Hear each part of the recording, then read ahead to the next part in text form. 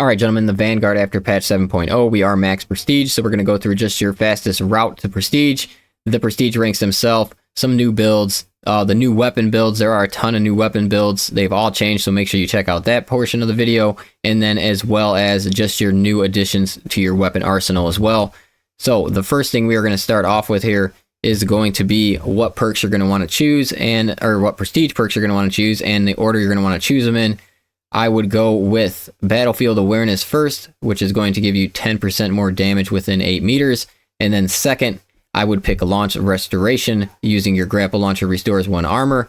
And then third, I would pick Fortitude. And then finally, I would pick Well Equipped, which equipment damage increases by 20%. Now, it doesn't matter really what you pick here, because right when you unlock your 4th perk, that is when you will get your reset button. So make sure you are taking these in the proper order. Now, like I said, my recommended one is, after using everything, is Battlefield Awareness. Second, Launch Restoration. Third, Fortitude. And then finally, Well Equipped, which this one right here pairs really nicely with Consecutive Execution. So overall, great perks. I do recommend anybody who has the Vanguard to go through and pick up all 4 of his ranks. They are all worth it and are all going to make you a lot stronger. Just, overall through your operations. So the ones we're not taking here is going to be when your health is less than 25%, ability charge regenerates 15% faster, killing 10 enemies in rapid succession restores 1 armor segment every 15 seconds, and then Indomitable Spirit, which this one's not bad, which when performing a gun strike, you do not lose control upon taking heavy hits. But a lot of our builds, we are going to be running Upper Hand here, which is just a stronger version of that, because it gives you do not lose control for 10 seconds. So that's the only time that you want to take Indomitable Spirit, is when you are not running this, but you are running maybe one of these 2, and then possibly you would swap out for Indomitable Spirit. But these 3 right here, I think, are the strongest, and I suggest always having these 3 on your row. And then when you are pairing that with this right here and using your equipment properly, very, very powerful one as well. Alright, and since we are talking about the prestige ranks, this right here is going to be your best loadout for your early levels. So this is your strongest loadout. It'll carry you through harder difficulties, and it's going to be your best option for just prestiging up as fast as possible. And not only can this carry, it can carry like entire groups at low levels. So it's very, very strong, guys. The Melta, the Chainsword, and the Heavy Bolt Pistol. With the addition of the Heavy Bolt Pistol, tying that with the Melta, really gives you a lot more options for ranged, dealing with Neothropes and Zoanthropes, and even dealing with like Terminus enemies, because the Heavy Bolt Pistol just does a lot more damage in general to Terminus enemies even. So very, very nice. This is the way you're going to want to level through your early stages. When you're very low level and you need your weapons to pull you through, this is going to be the 3 weapons that are going to do that for you. And then when it comes to the difficulty you're running, I mean, you're running whatever you're having the most success rate in, and just whatever is the most fun for you to run. This is a very long process. It's going to take a while, guys. So you just make sure you're running something that's enjoyable and something that you're not getting frustrated in, and you're actually finishing the entire operation, so you're getting the maximum experience. And it is going to be, it's going to be much more enjoyable that way.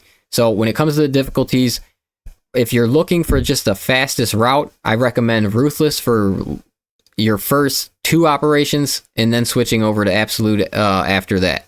If you're looking for just an enjoyable route, you just go to whatever difficulty you feel most comfortable in, you're not dying in, and then that is just going to be the route you're going to want to run.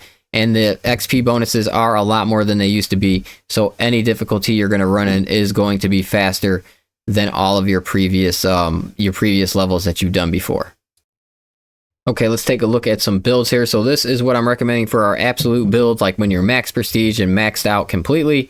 This is a very fun build to run. The weapons I recommend are the Melta or the Bolt Carbine, but every single weapon that he has available right now on the Vanguard feels really good and better than they've ever felt. So every weapon is viable. What we got here is our fencing version on top, our blocking version on bottom, and then our prestige perks that we talked about just a second ago are right there in the middle. So the only difference between the fencing version and the blocking version is I do like to go up and grab that 50% increased block window. I think that's what makes the Vanguard one of the best for the blocking weapons. And, you know, pairing that with, I think, the chainsword, which is the best in the game, makes this a very strong build. But the fencing version is a very good one as well.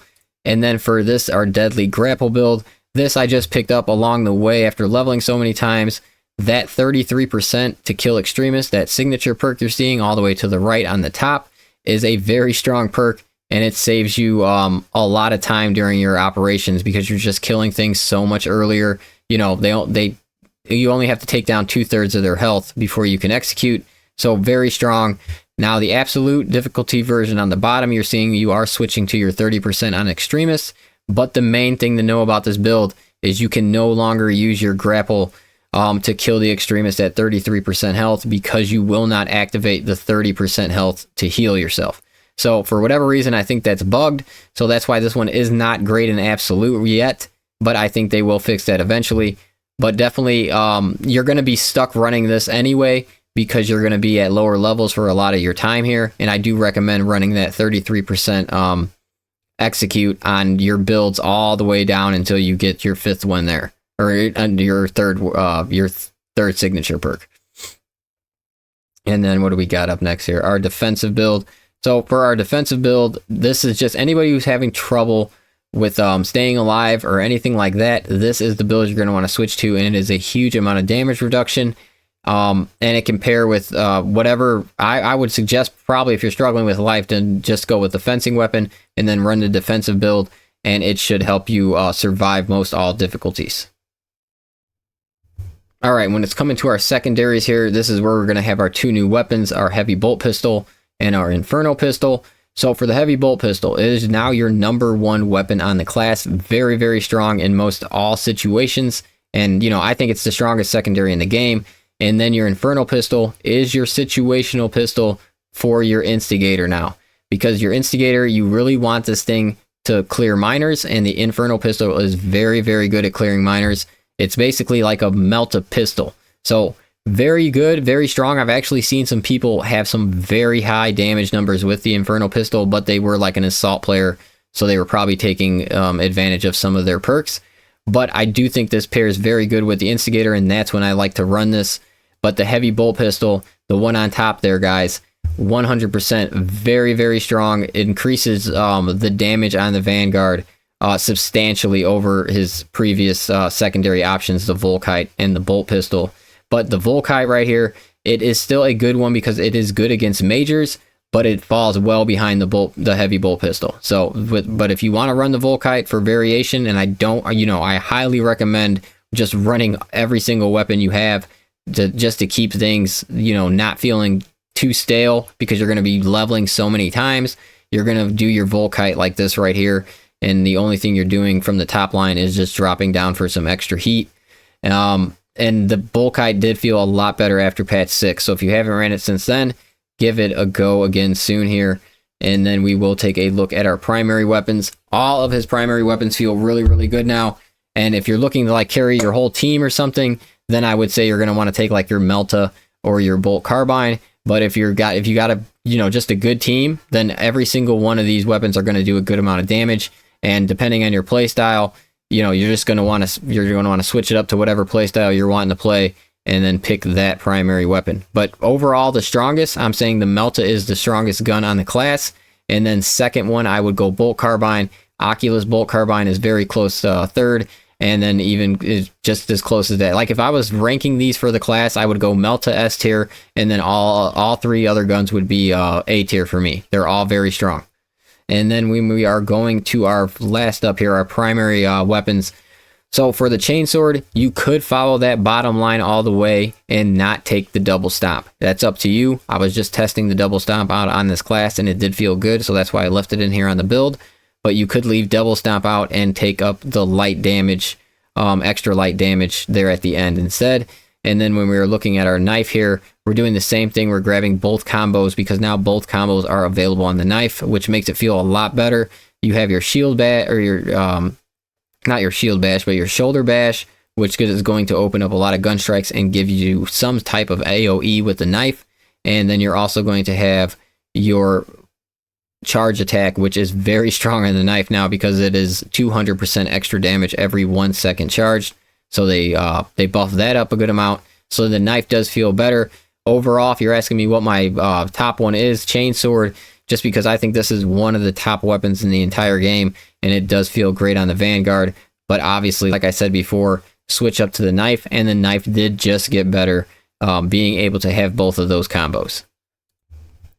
Overall, with the Vanguard after patch 7.0, he feels a lot stronger, and I would recommend anybody who does main this class to pick up all 4 of his prestige perks, because they are just overall going to increase your power throughout the operations.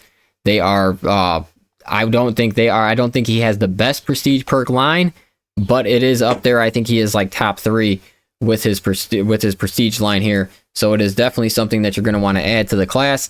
And just overall, I think the Vanguard has been a very strong class for a while now, at least a couple of patches, and he is remaining one of the top tier classes in the game.